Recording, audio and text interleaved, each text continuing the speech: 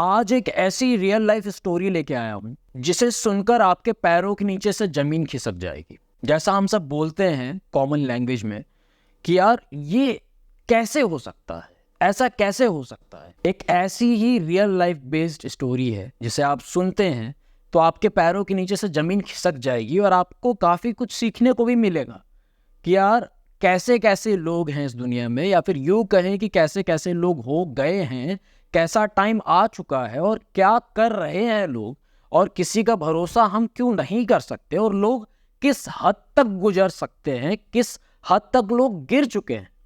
हमें ये एक्चुअली समझने की जरूरत है। अब इन शॉर्ट में अगर मैं आपको बताऊं तो एक लड़की ने एक लड़के को धोखा दिया after a relationship of 13 to 14 years. अब आप बोलोगे I just can not believe this. कुछ जो अच्छे लोग हैं और कुछ लड़के बोलना स्टार्ट करेंगे बिल्कुल सही कहा, सारी लड़कियां धोखेबाज होती हैं, लड़कियां तो ऐसा ही करती हैं। और लड़कियां कहेंगी नहीं नहीं ऐसा नहीं है, लड़के धोखेबाज होते हैं, लड़के ही धोखा देते हैं। तो फॉर योर काइंड इंफॉर्मेशन, जो धोखा देने वाली जो प्रवृत्ति है, वृत्ति है, वो कोई जेंडर ओरिएंटेड नहीं है, कोई जेंडर स्पेसिफिक नहीं है कि कोई लड़का ही धोखा दे सकता है, कोई लड़की ही धोखा दे सकती है। ये एक अंदर की मेंटालिटी है, और जिसकी मेंटालिटी गिरी हुई हो, चाहे वो लड़का हो, चाहे वो लड़की हो, चाहे वो आदमी हो, चाहे वो औरत हो, चाहे वो बूढ़ा हो, चाहे वो बुढ़िया हो, वो इंसान धोखा देगा, धोखा दे सकता है, और उसका हम भरोसा नहीं कर सकते, उसको हम ट्रस्टवर्दी काउंट नहीं कर सकते। तो ये तो है लोग, समझ रहे हैं आप। तो धोखा हमको कोई भी दे सकता है, बिट्रे हमको कोई भी कर सकता है, लड़का भी कर सकता है, लड़की भी कर सकती है। अब ये स्टोरी जो है ये जैसी है वो मैं आपको बताऊंगा। प्लीज़ आपको जज करने की ज़रूरत नहीं है कि नहीं लड़के अच्छे होते हैं, लड़कियां बुरी होती हैं, लड़कियां अच्छी होती हैं, लड़के बुरे होते हैं। इस तरीके से मत सोचिएगा।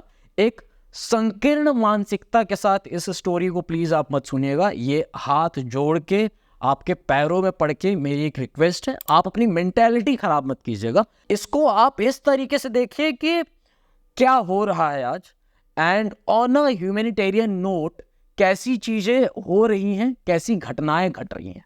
तो स्टार्ट करते हैं इस वीडियो को। आप देख रहे हैं क्रेजी फिलोसफी। मैं हूं आपका दोस्त होस्ट कोच आनंद, और आज की इस वीडियो में हम बात करने वाले हैं एक रियल लाइफ बेस्ड स्टोरी के बारे में।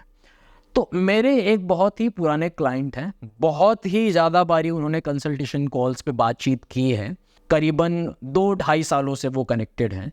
अभी कुछ दिनों पहले उन्होंने कहा कि बहुत टाइम से वो एक्चुअली रिक्वेस्ट कर रहे थे कि आप प्लीज़ मेरी स्टोरी के ऊपर एक वीडियो बनाइए ताकि लोगों को सीखने को मिले, ताकि लोगों को समझ में आए कि यार कैसे कैसे लोग होते हैं और इंसानियत कितनी गिर चुकी है, लोग कितने गिर चुके हैं, और हमको क्यों कंप्लीटली किसी के ऊपर डिपेंडेंट नहीं होना चाहिए, वरना हमको रोना ही पड़ेगा। तो उन्होंने रिक्वेस्ट की, उन्होंने कहा कि आप मेरा नाम भी ले सकते हैं, कोई दिक्कत नहीं है। और वो काफ़ी, जैसे आप कई बार बहुत ज़्यादा कोई कंसल्टेशन कॉल्स और ये बातचीत करें तो थोड़ी सी एक क्लोजनेस आई जाती है। तो मैंने कहा नहीं नहीं, I want be taking your name, लेकिन आप रिक्वेस्ट कर रहे हैं तो फॉर श्योर मैं इसके ऊपर एक वीडियो बनाऊंगा।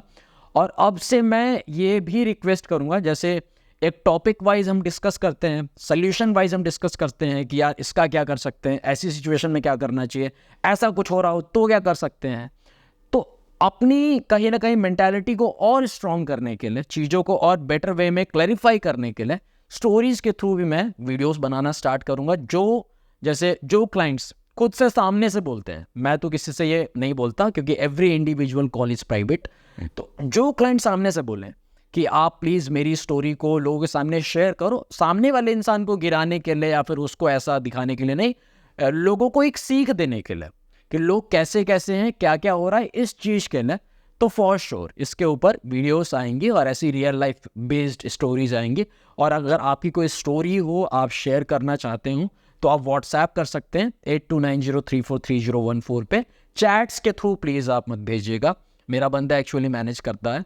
आप वॉइस नोट के थ्रू भेज पाएँ तो वो ज़्यादा अच्छा होगा। अगर आपकी स्टोरी मेरे को लगेगी कि अप्रोप्रिएट है, एक अच्छे कहीं ना कहीं इंटेंशन के साथ, तो I would love to share your story through my YouTube videos, तो वो आप शेयर कर सकते हैं, वो आप वॉइस नोट भेज सकते हैं।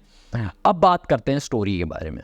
तो करीबन 2.5 साल पहले इन्होंने फर्स्ट कंसल्टेशन कॉल बुक किया था, वीडियो कंसल्टेशन। अब फर्स्ट कंसल्टेशन कॉल पे इनकी हालत ये थी भाई साहब की कि ये बस कंसिस्टेंटली रोए जा रहे थे, रोए जा रहे थे, रोए जा रहे थे। इनके पास में काफ़ी टिश्यू पेपर्स थे और वो पूछ रहे थे, कुछ स्टोरीज कुछ खास बता नहीं पाए। तो वहाँ से फिर कई बारी बातचीत हुई, तो ऐसा था, थोड़ी बहुत स्टोरी बताई फिर, क्योंकि अब ऐसा कुछ होगा किसी इंसान के साथ, ऑफ कोर्स मेरे साथ भी होगा तो मेरी भी हालत वैसी होगी, आपके साथ होगा तो आपकी भी हालत वैसी होगी। ऐसा नहीं बोल सकते कि नहीं हमको स्ट्रांग रहना चाहिए। कई बारी सिचुएशंस ऐसी हो जाती हैं जब आप एकदम से आउट ऑफ कंट्रोल हो जाते हैं, आपके सेंसेस आपके कंट्रोल में नहीं होते हैं, आप परेशान हो जाते हैं, आप डिप्रेस्ड हो जाते हैं, आपको समझ नहीं आता और आप चाहते हैं कि कोई आपको सपोर्ट करे, आप चाहते हैं कि कोई आपकी हेल्प करे। तो इन्होंने बताना स्टार्ट किया कि हमारा रिलेशनशिप रहा 13.5-14 साल के करीब का। अब बात क्या है कि साथ में हमने स्कूलिंग की, साथ में हमने कॉलेज किया, पढ़ने में हम दोनों ब्रिलियंट, बहुत एकदम फाड़ू पढ़ाकू जैसा बोलते हैं। कॉलेज के बाद यूपीएससी की प्रिपरेशन और गवर्नमेंट जॉब्स इसकी प्रिपरेशन, अब दोनों पढ़ने में बहुत ही ज़्यादा स्ट्रॉन्ग। इन्होंने कहा कि छोटे मोटे जो ये एग्ज़ाम्स होते हैं तो वो हम क्रैक कर रहे थे, बट हमारा कुछ एम्बिशन बड़ा सा था। फिर हम दोनों सक्सेसफुली एग्ज़ाम्स हमने क्रैक किया, हम दोनों अच्छे अच्छे पोजीशंस पे आ गए। हम दोनों की कास्ट भी सेम थी, इसलिए कास्ट की कोई प्रॉब्लम नहीं थी।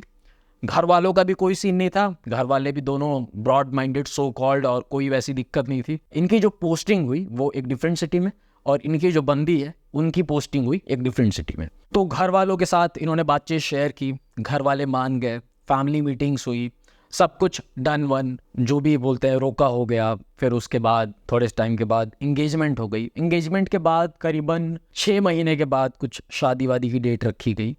जैसे ही इंगेजमेंट हुई उसके थोड़े से टाइम के बाद लड़की ने इंटरेस्ट लेना थोड़ा सा कम कर दिया, बातचीत सब कुछ वो, लेकिन वो फील जो आता था पहले वो फील नहीं आता था। मतलब टाइम देना, सब कुछ करना, वैल्यू करना, सब कुछ, लेकिन वो जो एक अंदर से एक इंट्यूशन होती है ना हमारी, वो इंट्यूशन कहीं ना कहीं इनको फील हो रही थी कि यार समथिंग इज नॉट राइट। अब शादी के करीबन 1.5 महीने के करीब बचे हुए थे। अब बुकिंग्स और ये वो सब कुछ चलता ही है। अब वो लड़की एक दिन कमिट करती है कि यार I do not think I am in love with you, I have found my soulmate. तो मैं जिस सिटी में रहती हूँ, जहाँ पे मैं वर्किंग हूँ, वहाँ पे आई हैव फाउंड समबडी जो कि मेरी ही मेंटालिटी का है, एंड आई फील लाइक कि वो मेरा सोलमेट है। अब ये बोले कि यार ये ऐसा मजाक मत करो प्लीज़, और ये सब कुछ मत करो, क्योंकि सिंस द बिगनिंग वो लड़की बहुत ही ज़्यादा सीरियस, बहुत ही ज़्यादा सिंसियर। अब वो एकदम से ऐसा बोले तो यार इनको ऐसा लगा कि इनके तोते उड़ गए, ये क्या बोल रही हो तुम, मजाक मत करो, ऐसा मत करो, अब शादी होने वाली है, 1.5 महीने बाकी है। तो वो बोल रही है नहीं नहीं, मैं उसी इंसान को पसंद करती हूँ और उसके साथ रह रह के वो एक बॉन्डिंग मेरे को स्ट्रॉन्ग सा फील होता है, और वो जो प्रेजेंस है वो मेरे को ज़्यादा कहीं ना कहीं अपीलिंग लगता है। मेरे को आपके साथ वो चीज़ नहीं फील होती, मेरे को आपके साथ वो जो एक बॉन्डिंग महसूस होनी चाहिए वो महसूस नहीं होता। तो उन्होंने कहा कि अरे ऐसे कैसे। फिर इन्होंने घर वालों से बातचीत की। अब इनके घर वालों ने लड़की के घर वालों से बातचीत की। अब लड़की ने वहाँ पे भी अपने लिए स्टैंड लिया, सो कॉल्ड, कि नहीं मैं तो किसी और को पसंद करती हूँ और इनके साथ मेरी वो बॉन्डिंग भी नहीं है, और थोड़े बहुत हम दोनों के कहीं ना कहीं झगड़े भी होते हैं, थोड़ी बहुत आर्गूमेंट्स भी होती है, तो मैं आगे नहीं बढ़ सकती, मैं ये नहीं कर सकती, मैं वो नहीं कर सकती, इनके साथ ये कमी है वो कमी, दुनिया भर की चीज़ें उसको दिखाई देने लगती है। अब लड़की के जो घर वाले हैं वो तो लड़के से और लड़के घर वालों से खूब माफ़ियाँ मांगते हैं, खूब ये करते हैं, लड़की को भी समझाने की खूब कोशिश करते हैं, उसके खुद के घर वाले भी, इनके घर वाले भी, लड़का भी, लेकिन लड़की एकदम सो कॉल्ड बोलते हैं ना डिटरमाइंड, दृढ़, कि नहीं मेरे को तो शादी नहीं करनी, मेरे को तो उसी के साथ करनी है और मैं बाद में करूँगी, मेरे को अभी कोई इच्छा नहीं है, और अभी एज ही क्या है, अभी टाइम ही क्या है, ऐसे करके करते हैं कई लोग ऐसा। अब जब लड़के को लगा कि यार मामला पूरा एकदम सीरियस हो चुका है, तो वो एकदम से अंदर से परेशान से होने लगे, पैनिक अटैक सा उनको फील होने लगा, रोने लगे, परेशान होने लगे। फिर उन्होंने यूट्यूब पे कुछ वीडियोस देखी होंगी, फिर उन्होंने कंसल्ट किया, कॉल बुक किया, फिर बातचीत हुई, कई बारी बातचीत हुई है उनसे। तो अब उस टाइम पे तो उनकी हालत बहुत ही ज़्यादा ख़राब थी, और वो ऐसा कहा भी करते थे कि ऐसी कुछ प्रॉबिलिटी है कि मैं ठीक हो सकता हूँ। तो मैं कहता था कि बिल्कुल, लेकिन देखिए समय लगेगा, और ये 13, 13.5, 14 साल का रिलेशनशिप, और इतने कहीं ना कहीं डीपली आप लोग इन्वॉल्व थे, और शादी वादी तक बात पहुंच गई, इंगेजमेंट सब कुछ हो गया, फैमिली अमली ये सब कुछ, तो फिर इंसान की होप्स भी उतनी हो जाती हैं, इंसान की एक्सपेक्टेशंस भी उतनी हो जाती हैं, और फिर एकदम से कोई उन होप्स को तोड़े, उन एक्सपेक्टेशंस को तोड़े, तो इंसान को कैसा फील होगा आप खुद समझ के देखिए। अभी हम क्या 6 महीने के, साल भर के साथ किसी के साथ रिलेशनशिप में होते हैं, कितनी होप्स कर लेते हैं, साल भर के बाद हमारा ब्रेकअप होता है, एकदम से इंसान पागल सा हो जाता है। और किसी का 13.5-14 साल का रिलेशनशिप हो, शादी वादी तक बात पहुंच जाए, सब कुछ हो जाए, कुछ एक जगह पे बुकिंग सब कुछ डन है, फिर एकदम से बात पलट जाए, तो इंसान रह पाए वही बहुत बड़ी बात है। तो बात ये रही, फिर धीरे धीरे उन्होंने अपनी रिकवरी स्टार्ट की, थोड़ा मेडिटेट करना स्टार्ट किया, योग करना स्टार्ट किया, खुद को शांत करना स्टार्ट किया, बीच बीच में कनेक्ट होते गए, उनका स्टेट ऑफ माइंड पहले से बेटर होता गया। फिर वो कम्प्लीटली, देखो क्या होता है, एक खुद को ठीक रखना एक अलग सी बात है और खुद को खुश रखना एक अलग सी बात है। तो समय लगा, बट उन्होंने मूव ऑन किया, वो आगे बढ़े और अभी वो खुश हैं। उन्होंने खुद से कहा कि अभी मैं बहुत खुश हूँ और मुझे भी लगता है कि जो भी हुआ वो अच्छा ही हुआ। हालांकि हाँ, उस टाइम पे मेरी हालत बहुत ही ज़्यादा ख़राब थी और घर वाले भी सोचते थे कि यार ये कहीं मर मुरा ना जाए, मतलब ना तो खाना खाता है, केवल पानी पी के रहता है, रोता रहता है और आँखें इसकी पूरी काली हो गई हैं, आँखों के नीचे ऐसे डार्क सर्कल्स और ये वो हालत क्या बना के रख दी है, ना तो बाल कटवाने हैं, दाढ़ी ऐसी, मतलब एकदम जैसी हालत होती है ना, मतलब एकदम जो कोई होपलेस इंसान होता है, एकदम से आप डिप्रेशन में चले जाते हैं, तो आपको कुछ समझ नहीं आता, बस आप छुट्टियाँ वुट्टियाँ लेके फिर आप बस दिन काट रहे होते हैं, या फिर कैसे भी थोड़ा सा आपके पास वो होता है एक स्टेट ऑफ माइंड, तो आप सोच रहे हैं कि कैसे क्या करूँ, कैसे खुद को हील करूँ, कैसे निकलूँ यहाँ से, कई प्रकार की चीज़ें आप सोचते हैं। तो ये स्टोरी सुन के तो ऐसा ही लगता है और ऐसा ही फील होता है कि यार लोग कुछ भी कर सकते हैं और राम जाने मतलब लोगों की क्या मेंटालिटी होती है, लोग क्या चाहते हैं, लोग क्या सोचते हैं।